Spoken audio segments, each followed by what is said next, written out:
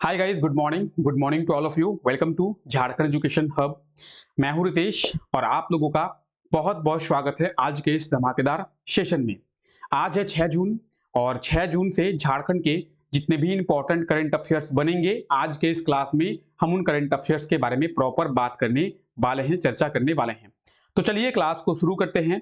ये क्लास आप लोगों के लिए बहुत ही ज्यादा बेनिफिशियल साबित होगा।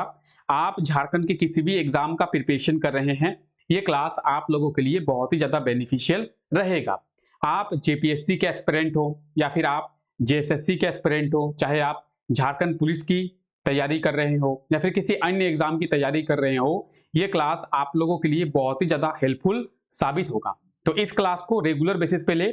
ये क्लास डेली सुबह 5 बजे होती है और इस क्लास में हम लोग झारखंड के करंट अफेयर्स के बारे में डेली चर्चा करते हैं। ठीक है। और इस क्लास के पीडीएफ के बारे में बात करेंगे तो आप लोग सभी को पता है, इस क्लास का जो पीडीएफ है वो आपको हमारे टेलीग्राम चैनल पे देखने को मिल जाएगा।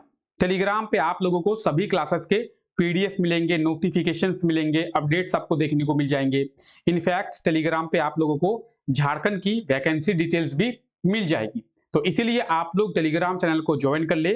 झारखंड एजुकेशन हब के नाम से टेलीग्राम चैनल आपको मिल जाएगा। और टेलीग्राम चैनल के लिंक की बात करेंगे तो इस क्लास के नीचे डिस्क्रिप्शन में आप लोगों को टेलीग्राम चैनल का जो लिंक है वो मिल जाएगा। तो आप लोग टेलीग्राम चैनल को जरूर ज्वाइन कर लें। चलिए हम अपने इस क्लास को शुरू करते हैं। देखिए, ये क्लास जो है सुबह 5 बजे होती है और सुबह 5 बजे इस क्लास में हम लोग झारखंड के डेली करंट अफेयर्स के बारे में बात करते हैं। ठीक है। इसके बाद सुबह 7 बजे एक क्लास होती है और सुबह 7 बजे भी हम लोग झारखंड के करंट अफेयर्स के बारे में ही देखते हैं, लेकिन झारखंड के करंट अफेयर्स का रिवीजन करते हैं। कौन से करंट अफेयर्स का? तो झारखंड के पुराने करंट अफेयर्स का। फिलहाल अभी हम लोग जनवरी 2022 के झारखंड के करंट अफेयर्स का रिवीजन कर रहे हैं। ठीक है। तो आप लोग उस क्लास में भी जरूर आए। चलिए क्लास को शुरू करते हैं। तो देखिए, आज का हमारा पहला करंट अफेयर है, देश के टॉप 10 प्रदूषित शहरों की सूची में झारखंड के किस शहर को शामिल जो है वो किया गया है। तो देश के टॉप 10 प्रदूषित शहरों की सूची में झारखंड के किस शहर को? धनबाद को। धनबाद इसका बिल्कुल सही आंसर हो जाएगा, ऑप्शन डी। झारखंड के धनबाद शहर को देश के प्रदूषित शहरों की सूची में शामिल जो है वो किया गया है। और कहीं ना कहीं धनबाद में झारखंड में सबसे ज्यादा पोल्यूशन जो है वो देखने को मिलता है। अगर धनबाद में पोल्यूशन की बात करेंगे तो कौन से पोल्यूशन की? धनबाद में सबसे ज्यादा एयर पोल्यूशन यानी वायु प्रदूषण देखने को मिलता है। आप लोगों को पता है धनबाद में जो है कोयला बहुत अधिक मात्रा में पाया जाता है। जब कोयला बहुत अधिक मात्रा में पाया जाएगा तो कोयले को बहुत अधिक मात्रा में निकाला भी जाएगा। तो माइनिंग से जुड़ी जितनी भी सारी चीजें हैं, जितनी भी एक्टिविटी है, वो धनबाद में ज्यादा देखने को मिलती है। और माइनिंग की एक्टिविटी धनबाद में ज्यादा होने के कारण वायु पोल्यूशन जो है वो, एयर पोल्यूशन जो है वो धनबाद में ज्यादा देखने को मिलता है। अगर हम लोग बात करेंगे एयर पोल्यूशन की तो पूरे झारखंड में सबसे ज्यादा जो एयर पोल्यूशन है वो धनबाद में ही है। ठीक है। धनबाद में कई जो है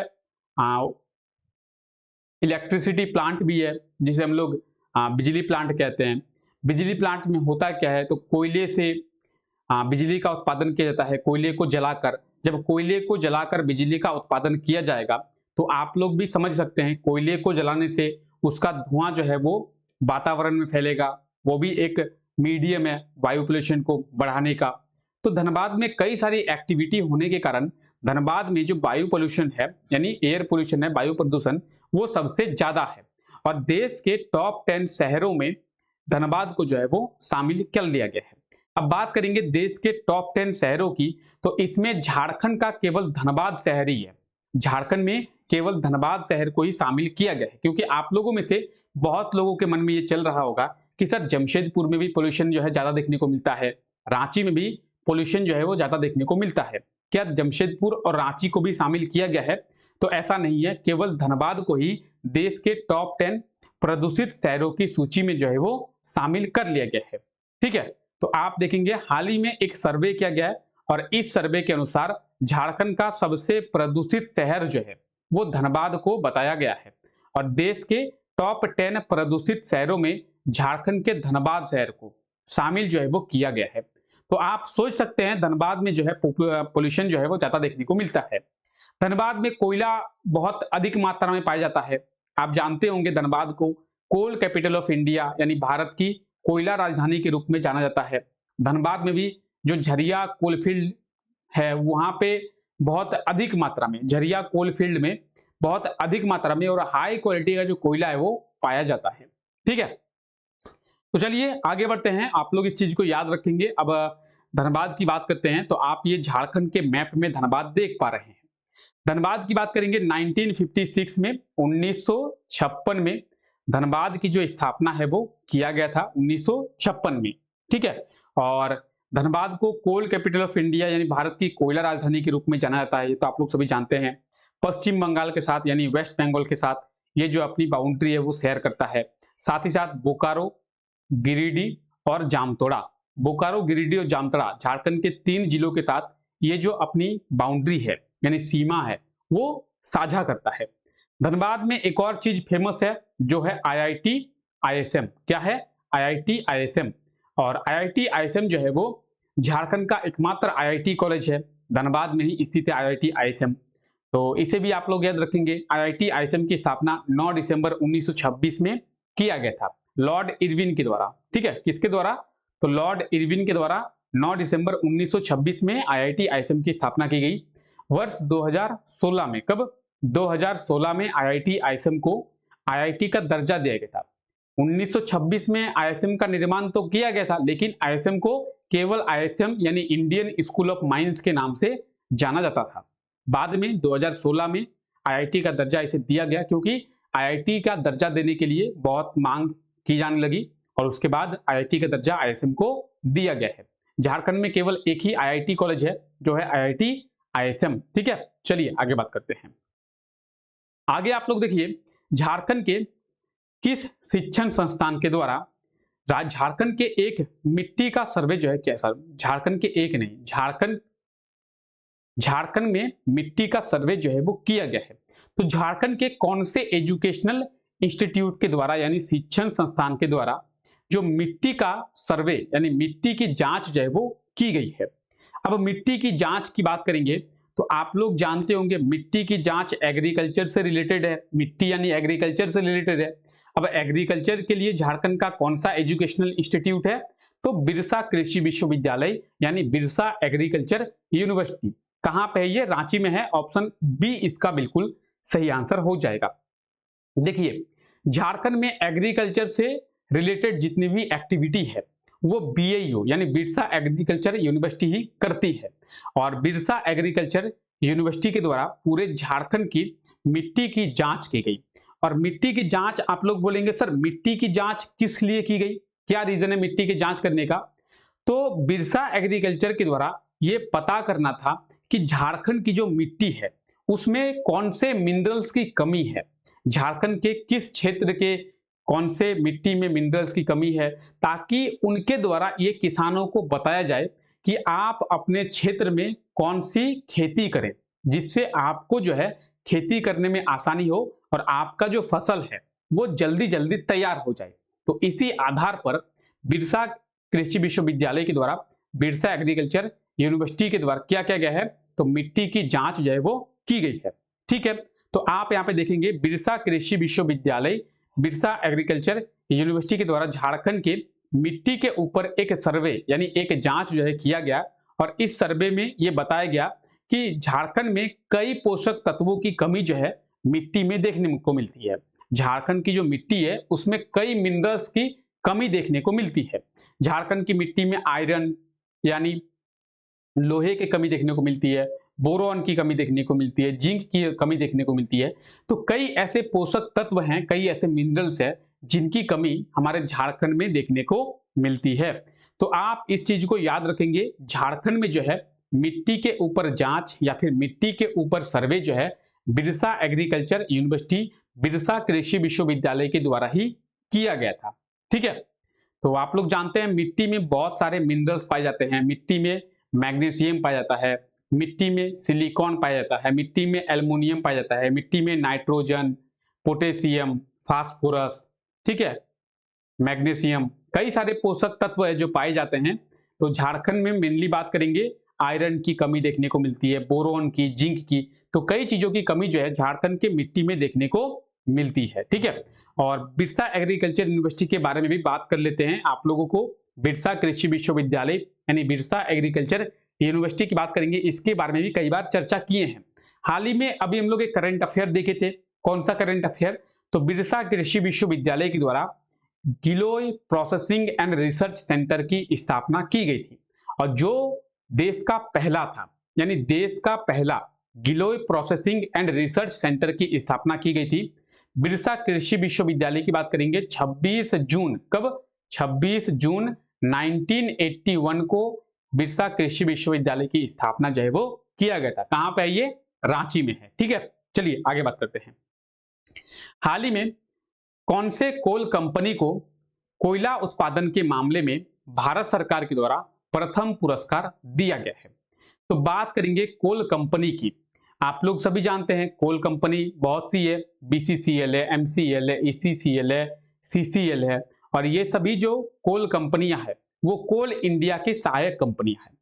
कोयला उत्पादन के मामले में फाइनेंशियल ईयर 2022-23 में, यानी पूरे एक साल में कितना कोयला का उत्पादन किया गया है, इस आधार पर एक कंपनी है जिसको भारत सरकार के द्वारा पुरस्कृत किया गया है, पुरस्कार दिया गया है। कौन सी कंपनी है? एमसीएल, यानी महानदी कोलफील्ड लिमिटेड। ठीक है, Mahanadi coalfield limited, MCL. Option B इसका बिल्कुल सही आंसर हो जाएगा, एमसीएल। एमसीएल ने क्या किया है? तो फाइनेंशियल ईयर 2022-23, अब फाइनेंशियल ईयर 2022-23 का मतलब क्या है? तो फाइनेंशियल ईयर 2022-23 का मतलब है कि 1 अप्रैल 2022 से लेकर 31 मार्च 2023 तक। देखिए, 1 अप्रैल 2022 से लेकर 31 मार्च 2023, इसे कहेंगे हम लोग फाइनेंशियल ईयर, वित्तीय वर्ष 2022-23। अगर 23-24 की बात करेंगे तो 23-24 का मतलब है 1 अप्रैल 2023 से लेकर 31 मार्च 2024 तक। तो आई होप आप लोग फाइनेंशियल ईयर यानी वित्तीय वर्ष के बारे में समझ गए होंगे। इस एक वर्ष में कौन से कोल कंपनी के द्वारा कोयले का सबसे ज्यादा प्रोडक्शन किया गया है, उस आधार पर इस कोल कंपनी को पुरस्कृत किया गया है भारत सरकार के कोयला मंत्रालय के द्वारा। अब कोल कंपनी की बात करेंगे, कौन सा कोल कंपनी है? एमसीएल, यानी महानदी कोलफील्ड लिमिटेड। ठीक है, तो 2022-23 में कोयला उत्पादन के आधार पर एमसीएल यानी महानदी कोलफील्ड लिमिटेड को भारत सरकार के कोयला मंत्रालय के द्वारा प्रथम पुरस्कार दिया गया है। यानी जितनी भी सारी कोल कंपनी है उन सभी कोल कंपनियों में सबसे ज्यादा कोयले का जो प्रोडक्शन है वो एमसीएल के द्वारा ही किया गया है एक वर्ष में। और ये जो पुरस्कार है इन्हें आज यानी 6 जून को दिल्ली में दिया जाएगा। आज के दिन, आज है 6 जून, और आज के दिन दिल्ली में भारत सरकार के कोयला मंत्रालय के द्वारा ये दिया जाएगा। बात करेंगे सेफ्टी की और क्वालिटी की, तो सेफ्टी और क्वालिटी में सीसीएल यानी सेंट्रल कोलफील्ड लिमिटेड, सीसीएल को प्रथम पुरस्कार मिला है। तो अगर सेफ्टी और क्वालिटी की बात करेंगे, सेफ्टी और क्वालिटी में सीसीएल को फर्स्ट पुरस्कार मिला है। और बात करेंगे प्रोडक्शन की, तो कोल प्रोडक्शन में, कोयला उत्पादन में एमसीएल को। ठीक है, चाहे हम लोग सीसीएल की बात करें, बीसीसीएल की बात करें, ईसीसीएल की बात करेंगे, एमसीएल की बात करेंगे, एनसीएल की बात करेंगे, बहुत सारी कोल कंपनियां हैं। तो ये सभी जो कोल कंपनी है कोल इंडिया की सहायक कंपनी है। ठीक है, तो कोयला उत्पादन के आधार पर एमसीएल को और सेफ्टी और क्वालिटी के आधार पर सीसीएल को। एमसीएल महानदी कोलफील्ड लिमिटेड 1992 आप यहाँ पे देख सकते हैं 1992 में इसका स्थापना किया गया था संबलपुर। कहां पे? संबलपुर जो ओडिशा है, यहाँ पे इसका हेडक्वार्टर जो है वो है। कहां पे है? ओडिशा के संबलपुर में एमसीएल का हेडक्वार्टर है। ठीक है, तो आई होप सो कि आपको जितनी भी सारी चीजें हैं यहाँ पे आप देख सकते हैं। ठीक है, तो आप इन सभी चीजों को देख ले एक बार। चेयरमैन को भी याद रखें। ठीक है, कौन है यहाँ पे? तो श्री ओपी सिंह यहाँ पे चेयरमैन है। ठीक है, ओपी सिंह एमडी और चेयरमैन है। ठीक है, चलिए, हाल ही में झारखंड में मई 2023 में, यानी मई के महीने में, ये तो जून का महीना चल रहा है और आज जो है जून का छठा दिन है, यानी आज की तारीख की बात करेंगे 6 जून है, ठीक है। लेकिन हम लोग बात कर रहे हैं मई की, यानी अगले महीने की। तो मई 2023 में कितने रुपए का शराब जो है झारखंड में बिक्री हुई है, यानी मई 2022-23 में झारखंड में कितने रुपए की शराब की बिक्री की गई है, ठीक है। और गर्मी की बात करें तो गर्मी एकदम बखूबी दे रही है। आप तो मेरी हालत थोड़ा देख ही रहे हैं, गर्मी से क्या हाल हुआ है। एक्चुअली लाइट नहीं है हमारे यहाँ पे, और लाइट नहीं होने के कारण आप लोगों का वीडियो जो है वो बनाया जा रहा है, और लाइट नहीं है तो फैन वगैरह नहीं चल रहा है, इसलिए गर्मी थोड़ी सी ज़्यादा लग रही है। लेकिन कोई बात नहीं है, हम लोग डेडिकेशन के साथ अपने क्लास को करेंगे, ठीक है। और हमें एक नौकरी की आवश्यकता है, हमें एक सीट चाहिए, चाहे जितनी भी वैकेंसी हो, हमें एक सीट चाहिए, ठीक है। तो बात करेंगे मई 2023 की। इसी चीज के ऊपर हम लोग चर्चा कर रहे थे कि मई 2023 में, यानी अगले महीने, हमारे झारखंड में कितने रुपये शराब की बिक्री जो है वो हुई है। तो आप सोचिए, मई 2023 में एक महीने में झारखंड में 386 करोड़ की शराब की जो बिक्री है वो हुई है। ऑप्शन बी इसका बिल्कुल सही आंसर हो जाएगा, 386 करोड़। सोचिए, एक महीने में झारखंड के लोगों ने क्या दबाकर शराब को गटका है। 386 करोड़ का जो शराब है वो एक महीने में बेचा गया है। किसके द्वारा बेचा गया है? तो Jharkhand state beverage corporation limited, ठीक है। Jharkhand state beverage corporation limited, यानी JSBCL के द्वारा, JSBCL के द्वारा झारखंड के 19 जिलों में शराब जो है वो बेचा जाता है। और झारखंड में मई के महीने में, केवल मई के महीने में, एक महीने में 386 करोड़ का जो शराब है वो बेचा गया है, ठीक है। अभी हम लोग बात करेंगे मई के महीने में शराब की, ठीक है। तो झारखंड के 19 जिलों में Jharkhand state beverage corporation limited के द्वारा शराब बेचा जाता है, और बाकी जिलों में खुदरा यानी रिटेल पर शराब जो है झारखंड सरकार ही बेचती है। तो झारखंड सरकार को अच्छा खासा टैक्स का जो कलेक्शन है वो शराब से होता है, इसीलिए झारखंड सरकार ही शराब को बेचने के लिए बढ़ावा देती है। एक तरह झारखंड सरकार कहती है, या फिर कोई भी सरकार कहती है कि शराब मत पीजिए, दूसरे तरीके से सरकार ही शराब को बेच रही है, ठीक है। तो मई के महीने में 386 करोड़ का जो शराब है वो बिक्री किया गया है। और एक महीने में, आप यहाँ पे सोचिए, ये जो टर्म है इंपॉर्टेंट है, एक महीने में बेचे गए शराब में यह सबसे अधिक है। यानी मई के महीने में जो शराब बेचा गया है 386 करोड़ का, अब तक 386 करोड़ का जो शराब है किसी महीने में बेचा नहीं गया था, और मई के महीने में यह शराब बिक गया। और मई के महीने में 386 करोड़ का शराब जो बिका है, तो ये अब तक का सबसे ज्यादा बिक्री रहा है, ठीक है, एक महीने में, ठीक है। टारगेट की बात करेंगे तो झारखंड सरकार ने टारगेट लिया है एक वर्ष में, यानी वित्तीय वर्ष 2023-24 की, तो 2560 करोड़ का जो शराब है वो बेचेंगे, ठीक है। 2560 करोड़ का जो शराब है वो बेचना है, ये टारगेट रखा गया है। तो Jharkhand state beverage corporation limited के द्वारा ये जो शराब की बिक्री है झारखंड में की जाती है। और आपको कुछ दिन पहले मतलब अप्रैल में आप लोगों को बताया गया था कि झारखंड में एक साल में 2022-23 में, ये तो 23-24 चल रहा है, तो 22-23 में 2054 करोड़ का जो शराब है वो बेचा गया था। यानी 2054 करोड़ की जो शराब है झारखंड के लोगों ने गटक लिया था, ठीक है। चलिए, तो हाल ही में खेलो इंडिया यूनिवर्सिटी गेम्स में झारखंड की तीरंदाजी खिलाड़ी अंशिका कुमारी ने कौन सा पदक जो है वो प्राप्त किया है। बात कर लेंगे खेलो इंडिया यूनिवर्सिटी गेम्स की। तो जब इसकी शुरुआत हुई थी, 25 मई को इसकी शुरुआत की गई थी, और इसका जो उद्घाटन है प्रधानमंत्री नरेंद्र मोदी के द्वारा किया गया था। उस टाइम आपको इसके बारे में बताया गया था कि खेलो इंडिया यूनिवर्सिटी गेम्स की शुरुआत की गई है, और 25 मई से इसकी शुरुआत की गई थी। 3 जून तक इसका जो आयोजन है वो किया गया था। इसका उद्घाटन पीएम नरेंद्र मोदी के द्वारा उत्तर प्रदेश में किया गया था, यानी इसका जो आयोजन है वो उत्तर प्रदेश में हुआ था। ठीक है, अब बात करेंगे इसमें झारखंड की एक आर्चरी प्लेयर है, यानी तीरंदाजी खिलाड़ी है। कौन? अंशिका कुमारी। और अंशिका कुमारी ने गोल्ड मेडल प्राप्त किया है, स्वर्ण पदक जो है प्राप्त किया है। तो खेलो इंडिया यूनिवर्सिटी गेम्स में कोल्हान की तीरंदाजी खिलाड़ी कौन? अंशिका कुमारी ने रिकर्व महिला वर्ग में गोल्ड मेडल यानी स्वर्ण पदक जो है प्राप्त किया है। इन्होंने फाइनल में गुजरात की भार्गवी को हराकर इस पदक को प्राप्त जो है वो किया है। तो फाइनल में गुजरात की भार्गवी को हराकर इन्होंने इस पदक को प्राप्त जो है वो कर लिया है। तो आप यहाँ पे देख सकते हैं 25 मई से 3 जून तक इसका जो आयोजन वो किया गया था। कहाँ पे? उत्तर प्रदेश में। और ये कौन है? यही है अंशिका। ठीक है, अंशिका कुमारी यही है, और इन्होंने गोल्ड मेडल को प्राप्त किया था।